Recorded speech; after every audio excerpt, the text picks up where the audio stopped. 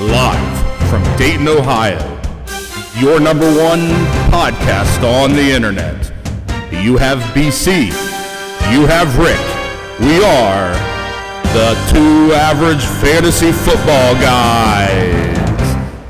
This is taped in front of a live studio audience. Thank you very much. Everybody can have a seat. We're going to go ahead and get started.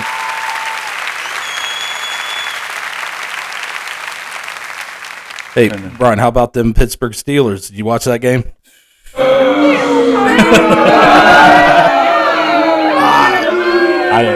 All these Bengal fans out there. It's a pretty crazy ending. I didn't want to watch it. I think Very weird ending. it kind of makes me feel like things are predictable, or Vegas has a greater hold on the NFL than we thought. Anyways, Two Average Fantasy Football Guys are here again for another week of fun fantasy stuff. We're getting ready for playoff week, right? Yep. Most leagues are probably doing their championship if they do a bracket, I guess. Or their normal fantasy leagues. Yeah, some people still do an 18-week. I don't know why you do it, but some do. So, but not us, Brian. Hell no, we do a round robin, and who's possibly in the championship?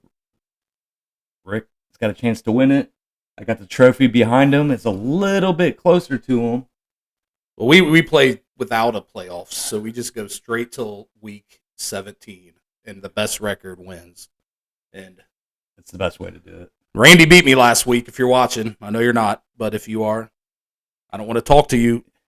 We're enemies this week, but me and Brian actually play. I know. So that trophy is in my hands. I have a lot to say with it. So if I win, and Randy loses, I win the league. What happens if you win? And what has happened? I'm in third place no matter what. No matter what. There's nothing. So better. you have nothing to play for. I got, except for straight up pride. Randy, turn this off right now. Brian, come on. Oh man. If you have any questions in your lineup this week, call me.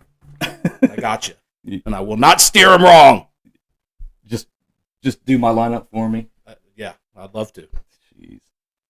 Well, with that, a lot of people like to. You get to the end of the year, your studs have gotten you to the end of the year, right? And then some new players will start popping up, or you're looking for them sleepers from those teams. So it's like, are there sleepers to grab in these last 2 weeks of fantasy football? Do you have any playoff teams to choose from? What do you think? Yeah.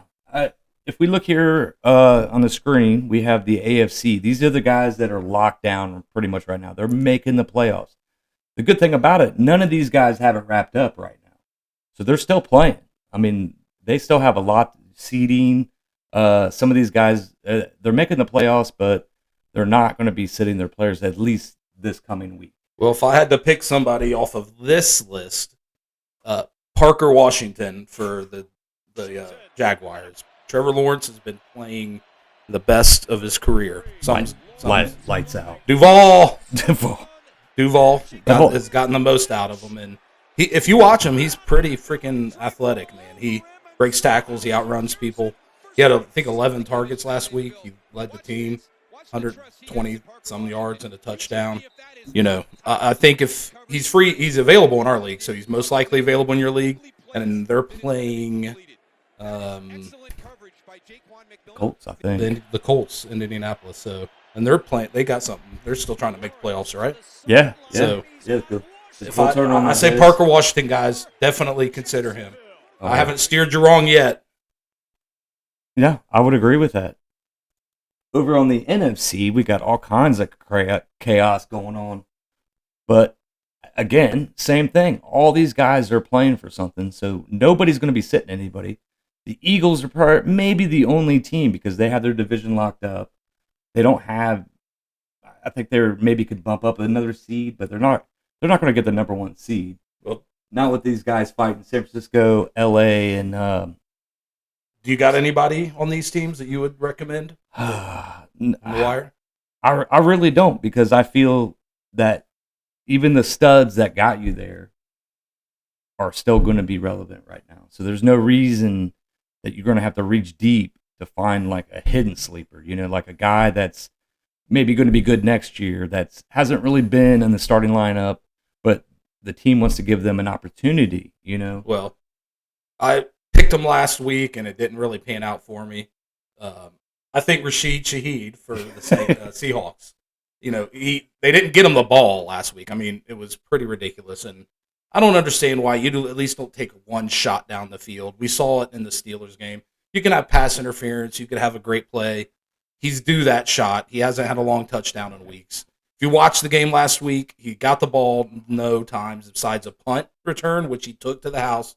And then they gave him a rush, and he ran like 33 yards, put him in position for another touchdown. So he touched the ball twice and averaged like 58 yards and a touchdown, half a touchdown each time he touched it. So if you're Seattle and you're watching this, at least get him the ball. Throw him a screen, throw him a deep pass. You're going to regret it if you don't. He's going to get you something. The dude's blazing fast. So, that's for sure. I think he could be a possibility. I'm going to keep saying it till he does, dang Yeah. it. This little slide here is just these guys that these teams are on the bubble. They could make the playoffs or they could not, depending on what happens. So again, they're still fighting. You know, they're not sitting players. They're not testing out players. They need to win. They're going to give their best. You should feel comfortable with any of these guys that in fantasy value. I mean, to at least that you know that they're going to give up a good game. If I had to pick anybody, it would be probably the Panthers. I think they're playing. They're winning the division right now, aren't they? They are currently in first, but they can get bumped out. But I think they're playing a lot of better ball lately. Pittsburgh losing DK Metcalf. If you watch the game, Thielen had a big presence. Yeah. So maybe he ain't going to catch no long 40-yard touchdowns, but he might have 6-7 catches and a touchdown. I think I said it a week or two ago as a sleeper. I had Jalen Coker, and since I mentioned him, he's done pretty well. I don't know what he did last week. Did he do anything last week? Can't find him on the nothing list. Major. Yeah, he just had 5 targets, 3 catches, 47 yards. He spread it around pretty good. McMillan got a touchdown, and it was. But Green Bay's struggling. I don't know. Yeah, and Malik Willis starts. You cannot pick anybody. Maybe they're running backs or 2 running backs. I've never had faith in the Texans. They played well with Mills, and then Stroud has came in and kind of kept them playing well. They won last week, but barely against a bad team. They're just a good all-around team, but they're not lighting it up. I mean, Nico Collins didn't get nothing. I have no faith in Stroud either. It's too up and down. I have no faith in Stroud. Pittsburgh, I mean, I have no faith in any of them, so nah. What about these 4? These guys are on the bubble that they might not make the playoffs, but they could. A perennial sleeper, and he's not available in our leagues, but Pierce had a bounce back, great game from UC, wide receiver for the Colts. And with Phillip Rivers, that means that connection's there. Is he playing? Riley Leonard might play. So he came in the game. I didn't watch. I'm not sure what happened, but Rivers passed for 277 yards, 2 touchdowns, and an interception. So he played well, but I thought I read a report where he might not be playing this week. But, I haven't seen Baker, he got his money. And he hasn't been the same this year. Mike Evans is back. If you have Mike Evans, he's going to throw it to him 15 times. They're still trying to get him 1,000 yards receiving, I think, for the year. So if he gets like 250 the next 2 games, he might get it. The Lions, they're always high-powered. You know, Isaac Tesla, he's got more than double the touchdown catches that CeeDee Lamb has. And he had 7 targets last week, so he might be getting become more of a focal point in the offense. He had a badass touchdown pass, too. That he caught, yeah. Baltimore, I've been saying it all year. Something's wrong with Jackson. Yeah. I would steer away from them. So just get rid of them. I would always start players on Detroit, but the rest of the 3, man. Well, Rick, let's take a look at these guys. These are all teams that have been eliminated. They're not in the playoffs. They're either playing for pride or, they're testing new players. Well, would you see anybody in this field that maybe you should look at if you're looking for help? No surprise, they're up there. The answer is no. Tyrone Tracy's been playing well for the Giants. I'm kind of excited to have him back. Kansas City's done. I think they're starting their 3rd-string quarterback this week. Plus, they're in unknown territory. They haven't been here for how many years? Right. They don't know how to play these games that don't mean nothing. Washington, they're down to their third stringer, I think. Yep. The Dolphins are in their third stringer. Yeah. The Jets are done. I think, Brissett's going to put up some stats with Arizona. J.J. McCarthy, just, I don't know, man. I don't even think he's starting either. They have another concussion or something. They have that other guy starting. The Titans have been playing good ball. They're trying to get better for next year with that rookie quarterback. So, DK had a touchdown last week. I think he's always on the fringe of if he's going to be well. I think he has the talent to be well. It's just putting it all together. Cam Ward's putting up around 20 points a game, fantasy-wise. He's playing better. First 0-star recruit to get drafted number 1 overall.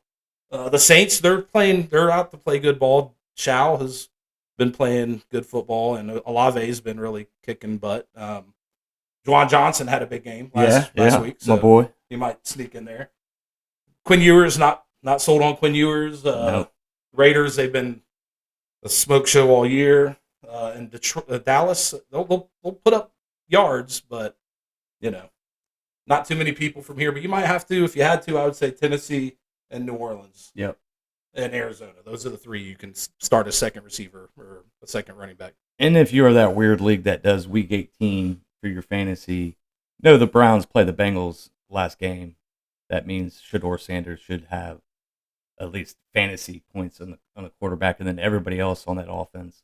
That'll just be the regular Ohio shootout, Yep.